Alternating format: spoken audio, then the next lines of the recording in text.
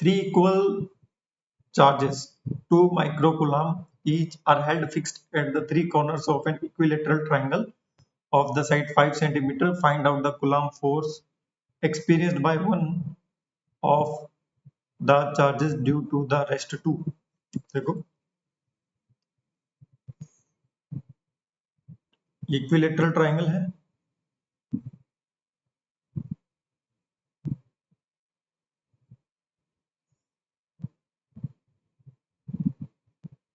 और यहाँ पे 3 चार्जेस हैं, 1 2 3, तीनों चार्जेस इक्वल है। ये भी क्यू है, ये भी क्यू है, ये भी क्यू है, ये डिस्टेंस है 5 सेंटीमीटर, ये भी डिस्टेंस 5 है, ये भी डिस्टेंस 5 है।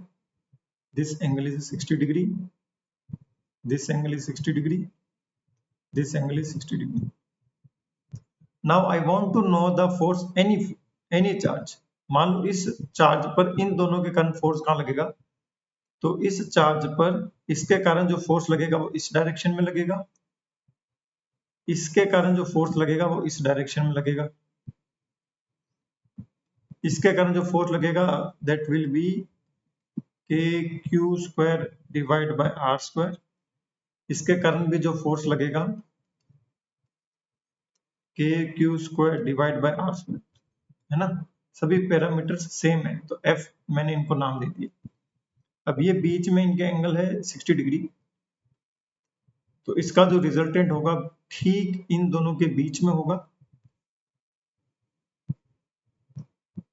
ठीक इन दोनों के बीच में होगा 30 डिग्री पे, और वो हो जाएगा 2f cos 30 डिग्री। दूसरा तरीका क्या किया है कि हमने इसको, ये जो फोर्स लग रहा था इसको दो परपेंडिकुलर डायरेक्शन में रिजॉल्व कर दिया, इसको एक तो इधर रिजॉल्व कर दिया और एक इधर रिजॉल्व कर दिया। तो ये वाले जो बेटा दो फोर्स होते हैं ना, this is F sine theta, they will be cancelled out which each other.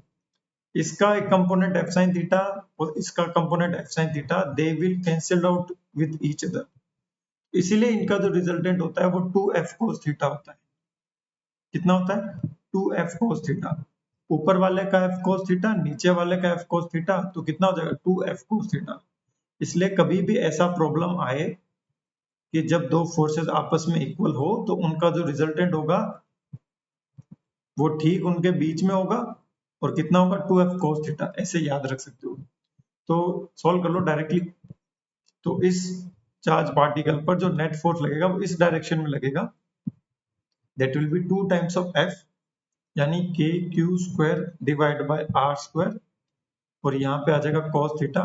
You just need to put values only, 2 into 9 into 10 की पावर 9 इंटू कितना चार्ज है 2 माइक्रोकूलम, 2 इंटू 10 की पावर -6 का होल स्क्वायर, 5 सेंटीमीटर है तो 0.05 का whole square, और यहाँ पर आ जाएगा cos 30 डिग्री विच इज √3/2। तो यहाँ से आप एफ नेट की वैल्यू कैलकुलेट कर सकते हो, और एफ नेट की जो वैल्यू आएगी वो कितनी आएगी आप खुद कैलकुलेट करके देखिएगा, 24-25 के आसपास कुछ करीब आएगी। I think it would be 24.9 Newton. ठीक है, चलिए।